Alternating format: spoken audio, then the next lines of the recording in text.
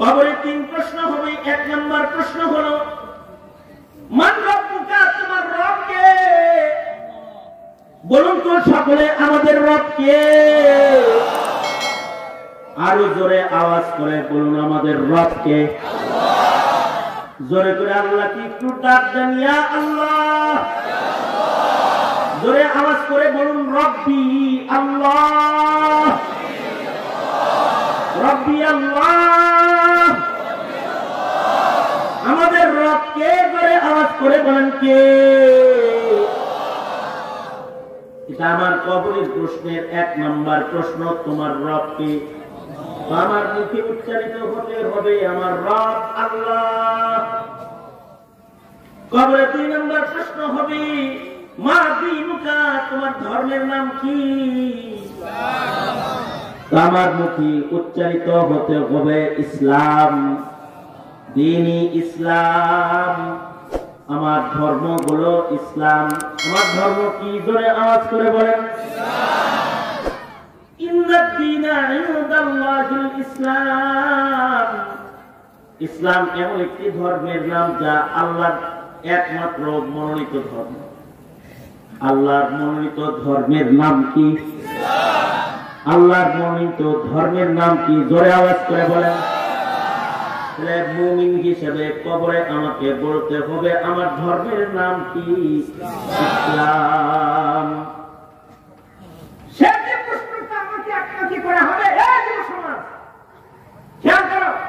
তোমাকে করা হবে, সেটা হলো মান নবিয়্যুকা, তোমার নবী কে? এটা জিজ্ঞাসা করা হবে। তুমি কি মনে করছো অটোমেটিক বললে দিবা আমার নাম মুহাম্মদ? নবীর চরিত্র চিনো না, নবীর চেহারা কেমন তা বুঝো না, নবীর পোশাক কেমন তা বুঝো না, নবীর আমল কেমন তাও তুমি জানো না, নবীর চরিত্র কি তাও তুমি বুঝো না, মানো না। তোমাকে যখন রাসূল দেখানো হবে ইনি কে, কিছুই মানবে না জীবনে, আর তুমি বলবা ইনি আমার নবী, কঠিন কারণ হতে পারে না।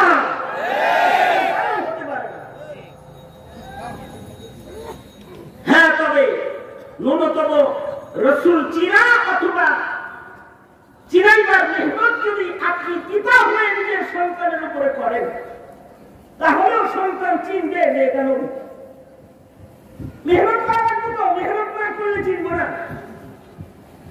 মানুষ হিসাবে এক্সাম্পল দিলে পরে, মিসাল বা দৃষ্টান্ত দিলে পরে মানুষ বুঝে পারে।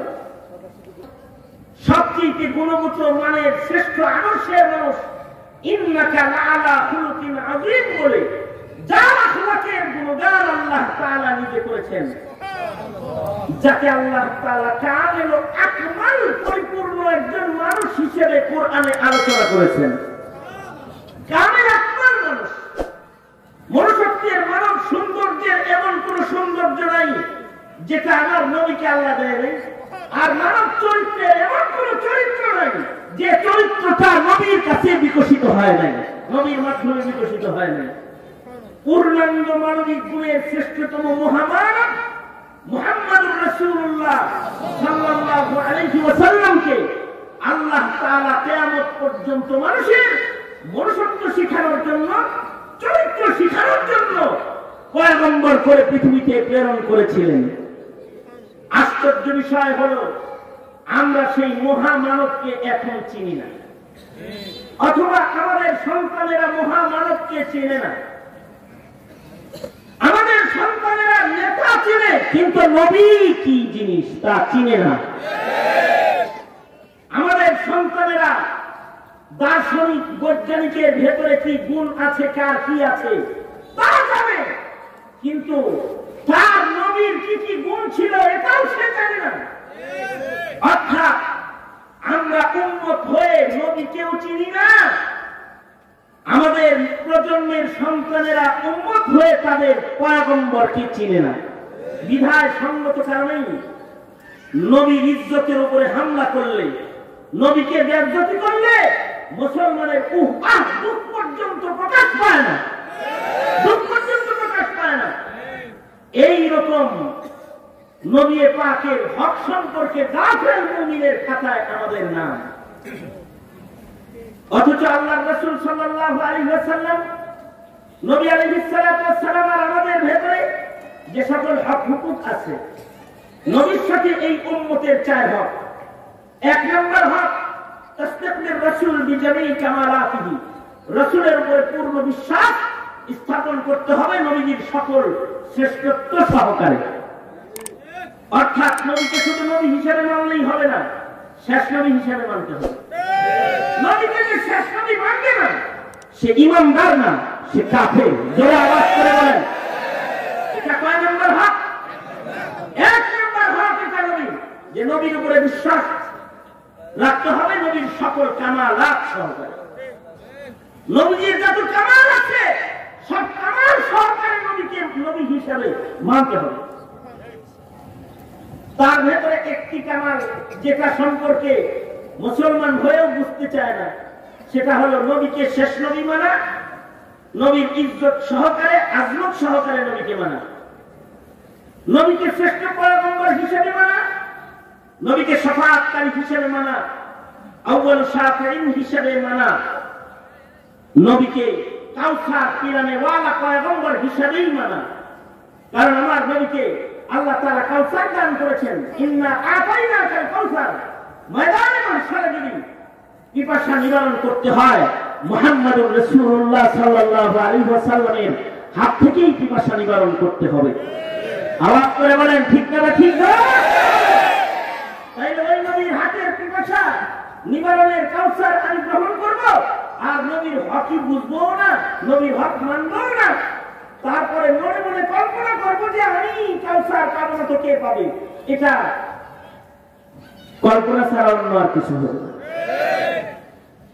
আল্লাহর রাসূল সাল্লাল্লাহু আলাইহি ওয়াসাল্লামের উপরে বিশ্বাস স্থাপন, এটা একটা মুমিনের জিন্দেগিতে এত স্পর্শকাতর, এত গুরুত্বপূর্ণ একটি বিষয়।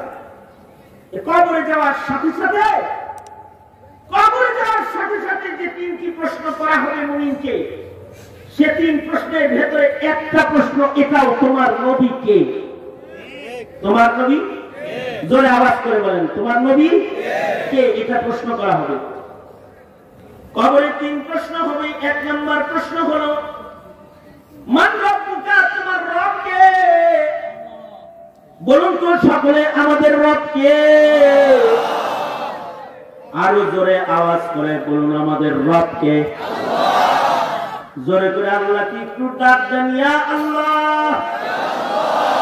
জোরে আওয়াজ করে বলুন, রব্বি আল্লাহ, রব্বি আল্লাহ।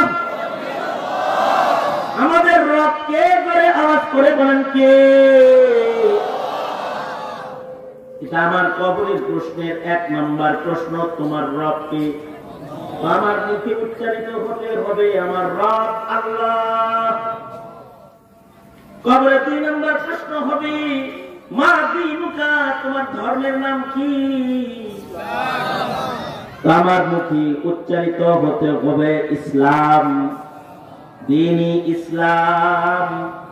আমার ধর্ম হলো ইসলাম। আমার ধর্ম কি? জোরে আওয়াজ করে বলেন, ইসলাম। ইসলাম এমন একটি ধর্মের নাম যা আল্লাহর একমাত্র মনোনীত ধর্ম। আল্লাহর মনোনীত ধর্মের নাম কি? আল্লাহর মনোনীত ধর্মের নাম কি? জোরে আওয়াজ করে বলেন। মুমিন হিসেবে কবরে আমাকে বলতে হবে আমার ধর্মের নাম কি? ইসলাম।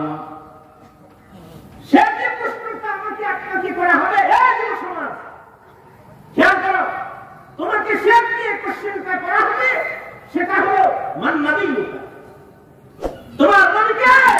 এটা জিজ্ঞাসা করা হবে। তুমি কি মনে করছো অটোমেটিক বললে দিবা আমার নাম মুহাম্মদ? নবীর চরিত্র চিনো না, নবীর চেহারা কেমন তা বুঝো না, নবীর পোশাক কেমন তা বুঝো না, নবীর আমল কেমন তাও তুমি জানো না, নবীর চরিত্র কি তাও তুমি বুঝো না, মানো না। তোমাকে যখন রাসূল দেখানো হবে ইনি কে, ইনি আমার নবী, কঠিন কারো হতে পারে না।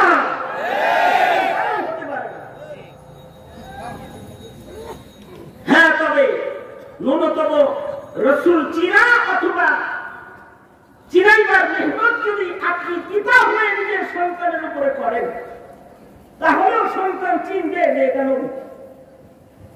মেহনত করা লাগবে তো, মেহনত না করলে চিনব না। মানুষ হিসাবে এক্সাম্পল দিলে পরে, মিসাল বা দৃষ্টান্ত দিলে পরে মানুষ বুঝে পারে। এই কারণে আল্লাহ তাআলাও বান্দাকে বুঝানোর জন্য কখনো কখনো কোরআন শরীফেও মিসাল বা দৃষ্টান্ত পেশ করেছেন। কোরআন মাজিদের ভেতরে এই পরিমাণ মিসাল দৃষ্টান্ত আছে যে আমাদের আকাবিররা এর উপরে আলাদা কিতাব লিখেছেন। কিতাবের নাম আমসালুল কোরআন, যে আল্লাহর পক্ষ থেকে দেয়া কোরআনে বর্ণিত দৃষ্টান্তগুলি, অর্থাৎ আল্লাহ যে সকল দৃষ্টান্ত দিয়ে বুঝিয়েছেন। দৃষ্টান্ত দিয়ে কথা বললে অনেক ভালো লাগে না, এক কথা বুঝাই সাথে দৃষ্টান্ত দিলে পরে। এ কারণে কোরআনেও দৃষ্টান্ত মওজুদ আছে, আর কোরআনের দৃষ্টান্তের আলাদা কিতাব আছে আমসালুল কোরআন। নবীর বর্ণিত হাদিসের ভেতরেও দৃষ্টান্ত বহু আছে। এ কারণে নবীর বর্ণিত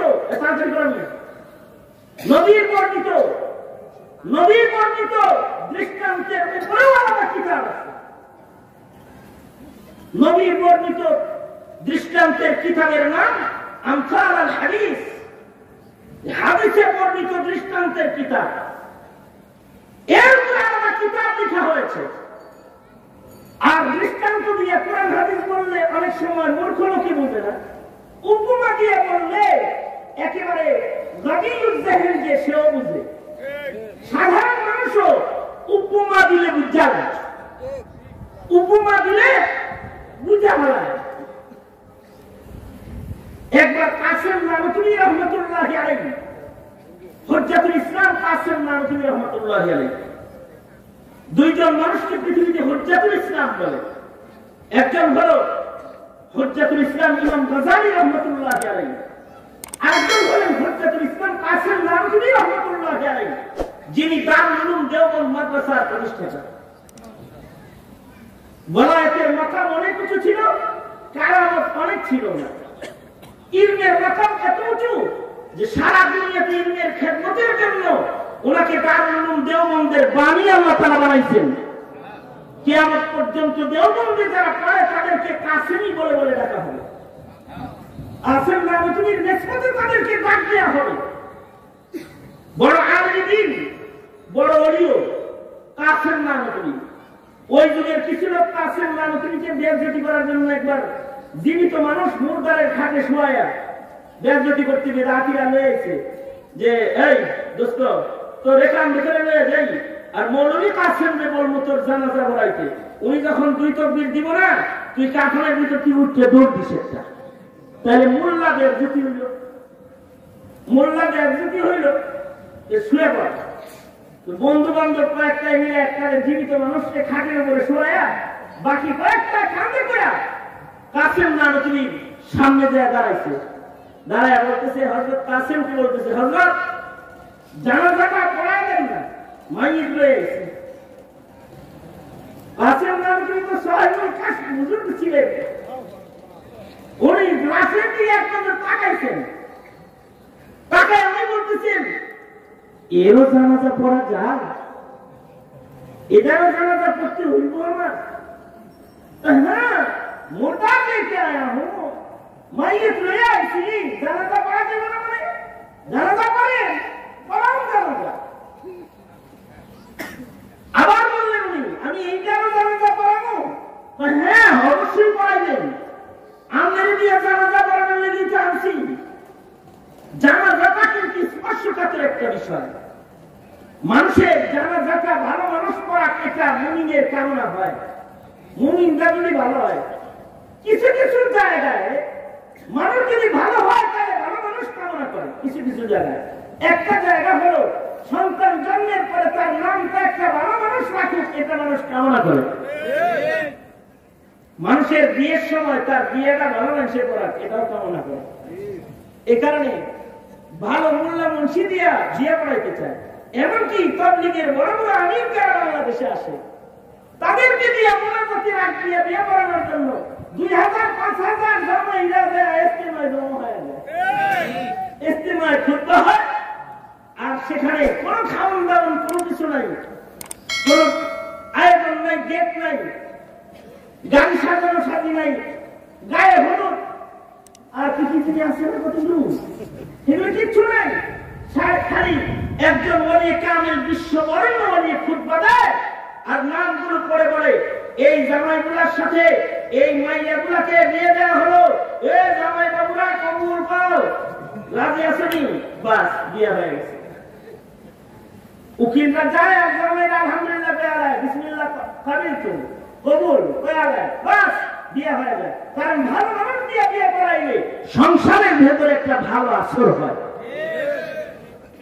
আজকাল বৈবাহিক ওই পবিত্রতা নষ্ট হওয়ার কারণে বিয়ের পরে জ্ঞান জমা বেশি লেগে যায়। কারণ বিয়ে দোলের বাড়ি দেওয়া হয়েছে, বিয়ে গান দেওয়া হয়েছে, বিয়ে ইহুদ নাসারার কালচার দেওয়া হয়েছে। কি কথা বলেন না কেন, আওয়াজ করে বলেন না কেন? এর একটা বদতাসির সংসার জীবনে করে দেয়। ঠিক তেমন জানাজাটাও যদি ভালো মানুষে পড়ায় এর একটা উপকার আছে। এ কারণে মানুষের ওসিয়ত থাকে আমার জানাজাটা পারলে অমুক রেডিয়ে পড়ায়। মোহাম্মদ আলী জিন্নার মতো মানুষ জানাজা পড়ানোর সময় মানে মরার আগ দিয়ে মোহাম্মদ আলী জিন্না ওসিয়ত করছিল যে আমার জানাজা যেন শিবগির আহমদ উসমানী দেওবন্দ দিয়ে পড়ায়। শিবগির আহমদ উসমানী রহমতুল্লাহ আলাইহি ওনার ব্যাপারে জানাজা করানোর ওসিয়ত করে গেছিল। মোহাম্মদ আলী জিন্না মারা যাওয়ার পরে শিবগির আহমদ উসমানী রহমতুল্লাহ আলাইহিকে তার জানাজার জন্য ওসিয়তনামা পেশ করা হয়েছে। হযরত লোকটা রাজনীতি করতে ঠিক, কিন্তু জানাজাটা আপনার মতো একটা দেওবন্দি আকীদার মানুষের কামনা করার ওসিয়ত সে করে গেছে, মেহেরবানি করে জানাজাটা পড়ায়া দেন।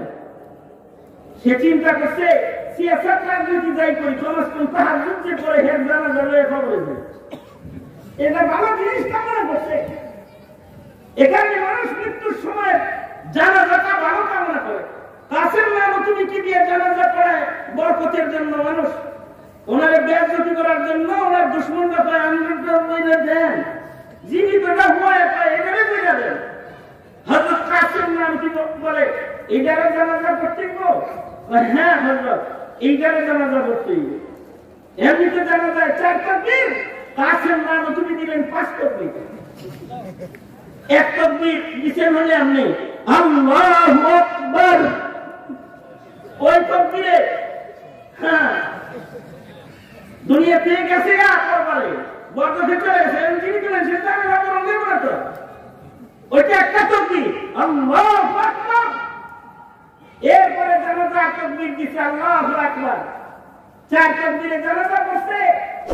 আর ওরা সব জানাজা পড়া বাদ দিয়া মাইয়িতের দিকে তাকায় রয়েছে, উঠানি দৌড় দেয়, কিন্তু দেখে মাইয়িত আর নড়েচড় করে না। এই হলো কাসেম নানতুবি রহমাতুল্লাহ আলাইহি।